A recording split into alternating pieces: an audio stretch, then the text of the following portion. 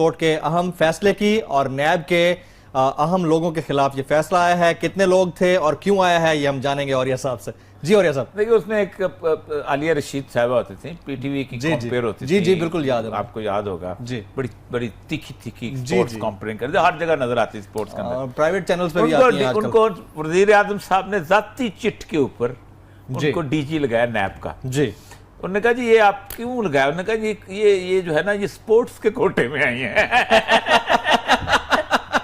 उन्होंने कहा जी आपने नैब में टेनिस खिलानी थी, वहां टेनिस की खिलाड़ी है। किसकी खिलाड़ी है? टेनिस की खिलाड़ी। मैंने उनसे कहा था ना कि वो हिजाब के ऊपर तो 5 के नंबर का वो होता है, ये स्पोर्ट्स के कोटे में नैब में आ जाए। उन्होंने उन लोगों को जो बगैर किसी एडवर्टाइजमेंट के, यानी ये नैब वो है जिससे करप्शन की तहकीकात करनी है, उसके ऊपर सिफारिशी बरते किए हुए हैं जी। और 9 लोगों को उनको इख्तियार दिया है कि तुम लोग इस्तीफा दे दो वरना हम तुम्हें ऑर्डर करके निकाल देंगे।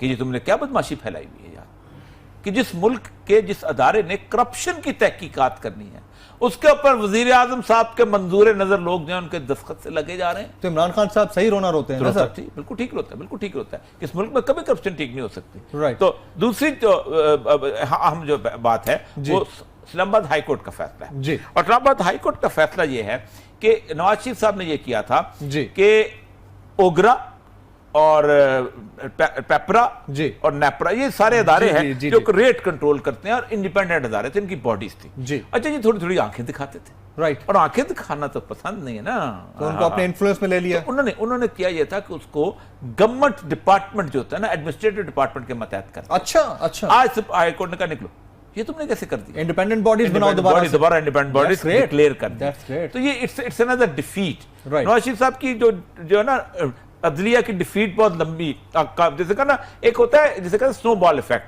आप जरा एक पत्थर फेंके ना तो गड़ रेत पत्थर गिरते चले जाते हैं। सर बड़ी डिफीट कब हो रही है? कोई है बड़ी डिफीट? मेरे ख्याल इस वीक में हो जाएगी। अच्छा। और बड़ी डिफीट के अंदर सबसे अहम तरीन बात यह है कि बड़ी डिफीट के जो मुझे अंदाजा है कि there is no other option for the जजेस कि वो नवाज शरीफ के खिलाफ फैसला दे, कोई और ऑप्शन बन नहीं रही। उसकी बुनियादी वजह यह है कि एक तो 184(3) के तहत उन्होंने लिया हुआ है सुओ मोटर, फिर 187 के चीज़ें, फिर तीसरी चीज़ यह है कि किसी किस्म का कोई सबूत फराहम नहीं किया नवाज शरीफ साहब ने। लेकिन सर यहाँ पर एक पॉइंट बहुत इंपॉर्टेंट है, फ्रेंडली अपोजिशन वाले यानी जरदारी साहब और बिलावल भुट्टो जरदारी दोनों ने 2 मुख्तलिफ जगहों पे बड़ा ही इंपॉर्टेंट जुमला दिया है और कहा है कि नवाज शरीफ साहब के खिलाफ माजी में कभी फैसला नहीं आया और अब भी नहीं आएगा। देखिए पहली बात तो यह है कि सबसे अहम चीज ये है कि जजेस खुद बजाते खुद जो हैं इस सारे मामले के अंदर बहुत जिसे कहते हैं सेंसिटिवली उसको देख रहे हैं। राइट। और they are very very secretive and they are very selective.